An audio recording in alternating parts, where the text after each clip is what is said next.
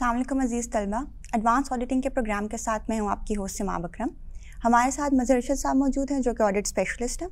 आज हम इनसे यूनिट 7 के प्रोग्राम 1 ISA 505 पे बात करेंगे जो कि एक्सटर्नल कन्फर्मेशन से डील करता है।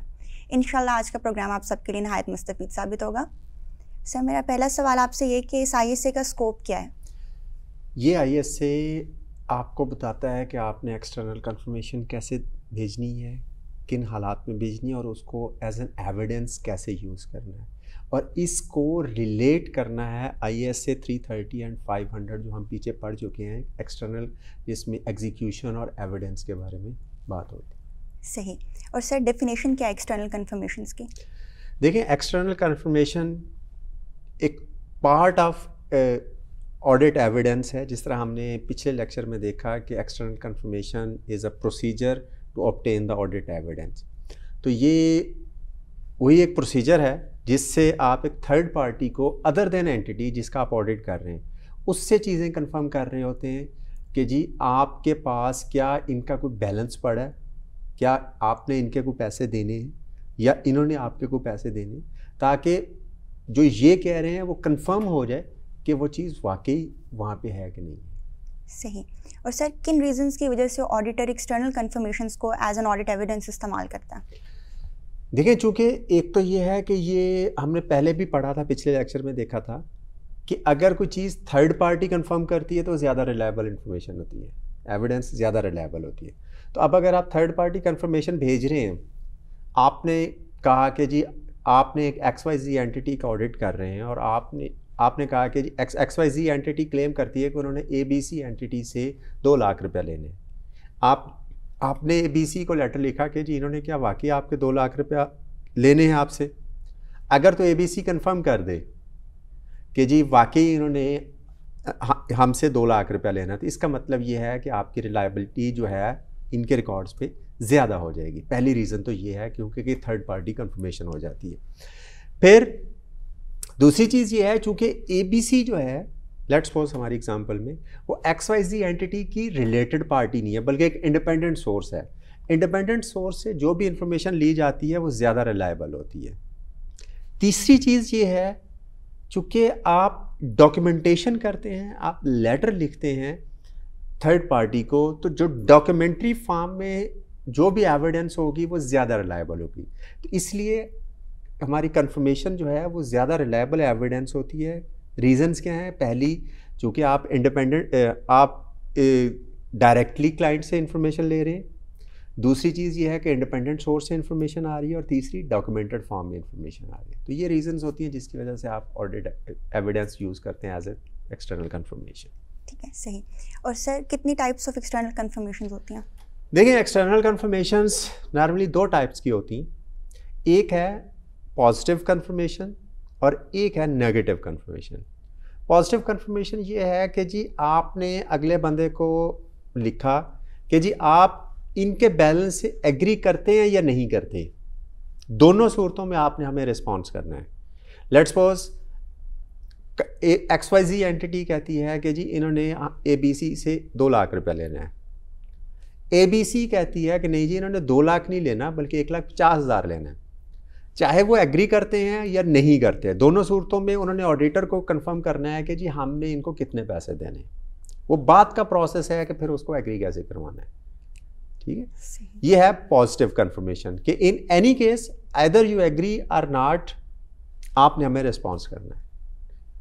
और नेगेटिव कंफर्मेशन ये होती है कि जी अगर तो आप एग्री करते हैं तो आप हमें जवाब ना दें, अगर आप एग्री नहीं करते तो फिर आप रिस्पॉन्स करें कि जी हम नहीं एग्री करते। मसलन अगर ABC कहती है कि जी हमने 2 लाख रुपया देना है, तो उनको जवाब देने की कोई ज़रूरत नहीं है। अगर उनका जवाब नहीं आया तो ऑडिटर अज्यूम करेगा कि उसकी कंफर्मेशन जो है वो एग्री करती है, वो अपने पास उसको एग्री में डाल लेगा। अब इसमें नुकसान ये होता है कि अगर आपने कंफर्मेशन भेजी विद एनी मीन्स, क्लाइंट अगला जो बंदा है उसने बॉदर ही नहीं किया या विद एनी रीजंस उसने उसको रिस्पॉन्ड ही नहीं किया, चाहे वो एग्री करता है या नहीं करता, और वो आपके पास नहीं आया, अब आपकी अजम्पशन बन जाती है कि जी वो वाकई एग्री कर रहा है। तो इसलिए इसको प्रेफर नहीं किया जाता नेगेटिव कंफर्मेशन को। सही। सर, ऑडिटर को कितने टाइप्स ऑफ रिस्पॉन्सेज वो रिसीव करता है अगेंस्ट एक्सटर्नल कन्फर्मेशंस? अच्छा, देखें, ऑडिटर 4 टाइप के रिस्पॉन्सेज रिसीव करता है। पहला है पॉजिटिव रिस्पॉन्स, दूसरा है नेगेटिव रिस्पॉन्स, तीसरा है नो रिस्पॉन्स, चौथा होता है एक्सेप्शनल रिस्पॉन्स। पॉजिटिव रिस्पॉन्स ये है कि जी आपका जो बैलेंस है मैं उसको कंफर्म करता हूँ। नेगेटिव रिस्पॉन्स ये है कि जी मैं आपके बैलेंस से डिसएग्री करता हूँ। नो रिस्पॉन्स में मुझे कोई जवाब नहीं है। और एक्सेप्शनल ये है कि जी क्लाइंट बजाय इसके कि वो आपको पॉजिटिव या नेगेटिव बताया, वो अपनी लिस्ट ऑफ कंप्लेंट्स खोल के बैठ जाए, जी इन्होंने हमारे साथ ये किया था। और सर एक्सटर्नल कंफर्मेशन का प्रोसीजर क्या होता है? देखिए, इसके प्रोसीजर में आपने 4 चीज़ें देखनी होती हैं। पहली चीज़ ये देखनी है कि कौन सी इंफॉर्मेशन आपने कंफर्म करवानी है। मसलन अगर आप रिसीवेबल्स की कंफर्मेशन भेज रहे हैं तो उसके अंदर आप रिसीवेबल्स का बैलेंस ही कंफर्म करवाएंगे। पेएबल्स का बैलेंस सेपरेट कंफर्मेशन में जाएगा। लीगल कंफर्मेशन है तो वो सेपरेट जाएगी। आप एक ही इंफॉर्मेशन में आप रिसीवेबल्स को ये नहीं कह सकते कि जी आपने रिसीवेबल हैं तो वो फलां बंदे के पेएबल्स भी हैं। ठीक है, जो इंफॉर्मेशन आपने कंफर्म करवानी है वही स्पेसिफिक उसके अंदर होनी चाहिए, पहली चीज़। दूसरी, आपको पता होना चाहिए कि आप किस बंदे को कंफर्म कर रहे हैं। जो कंफर्मिंग पार्टी है वो सर्टेन होनी चाहिए। ये नहीं है कि यार लेटर लिख तो कोई अगर रिस्पॉन्स करता है ठीक है, नहीं, बल्कि प्रॉपरली एड्रेस होना चाहिए कि जनाब finance manager XYZ company, ABC company जो भी है उसको प्रॉपरली एड्रेस होना चाहिए ताकि वो बंदा उसको रिस्पॉन्स कर सके।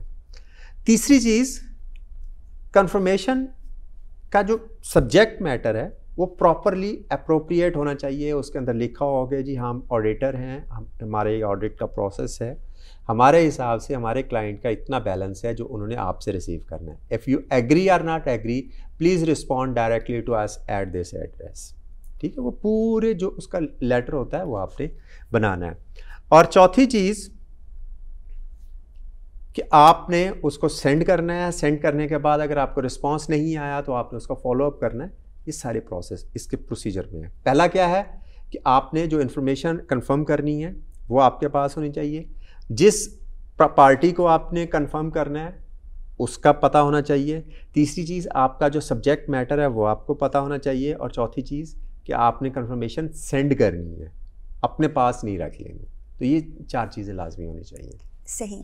और सर अगर मैनेजमेंट ऑडिटर को अलाउ ही ना करे कि वो कंफर्मेशन रिक्वेस्ट भेज सके थर्ड पार्टीज़ को? देखिए, सबसे पहली चीज़ ये है कि क्लाइंट के पास ये अथॉरिटी नहीं होती कि वो ऑडिटर को इस चीज़ पे रोक सके कि जी हम आपको अलाउ नहीं करते कि आप फलां बंदे को कंफर्मेशन ना भेजें। क्यों? जब आप फुल स्कोप ऑडिट की बात करते हैं तो फुल स्कोप ऑडिट के अंदर क्लाइंट ऑडिटर को स्कोप रिस्ट्रिक्ट नहीं कर सकता है। हाँ, अगर with exceptional reasons client auditor को कहता है, लेट्स सपोज आपने एक बंदे को, अब तो पाकिस्तान के हालात ठीक हो गए हैं, लेट्स सपोज आपका क्लाइंट लेट्स सपोज वज़ीरिस्तान में होता है, उन दिनों वहाँ हालात नहीं ठीक, आप उसको सेलेक्ट कर लेते हैं कंफर्मेशन के लिए। तो क्लाइंट रिक्वेस्ट करता है कि यार उस बंदे को वहाँ तो कम्युनिकेशन हो ही नहीं रही, वो आपको कम्युनिकेट नहीं कर सकता। तो अगर तो वो जो क्लाइंट कह रहा है जस्टिफाइबल है तो फिर ऑडिटर अपनी सिलेक्शन आइटम को चेंज कर सकता है। ठीक है, पहली चीज़ है कि जस्टिफाइड होनी चाहिए। वैसे नहीं वो कह सकता यार मेरा इसके साथ बैलेंस जो है ना कंफर्म नहीं हो रहा, हमारा इनके साथ लड़ाई है, वो हमें बैलेंस कंफर्म नहीं करेंगे, इसलिए हम आपको ये अलाउ नहीं करते कि आप इस बंदे को कंफर्म करें। इट मीन्स कि उसने आपकी स्कोप पे लिमिटेशन लगा दी। लेकिन अगर वो जस्टिफाइड है, वो वाकई कहता है कि जनाब कि उस एरिया में चूँकि हालात ठीक नहीं हैं, वहाँ पे कम्युनिकेशन के प्रॉब्लम्स हैं, वहाँ कंफर्मेशन पता नहीं जाएगी नहीं जाएगी, वो बंदा वहाँ पे है या नहीं है, हमारा उससे कोई राब्ता नहीं है, तो फिर आप ये कर सकते हैं कि चल यार इसकी जगह हम दूसरे बंदे को कंफर्मेशन भेज दें। जस्टिफाइड रीज़न होनी चाहिए। दूसरी चीज़ कि अगर आपने ये एवेलुएट करना है कि मैंने अगर इस बंदे को कंफर्म ना किया तो मेरी रिपोर्ट पे क्या प्रॉब्लम आएगा। मसलन आपके टोटल रिसीवेबल्स हैं 1 करोड़ के, एक ही बंदा है जिससे आपने 60 लाख रुपया लेना है, बैलेंस आ रहा है, और क्लाइंट ये कहता है कि जी इससे कंफर्म ना करें। इसका मतलब ये है कि 60% ऑफ टोटल बैलेंस आपको कंफर्म ही नहीं हो रहा।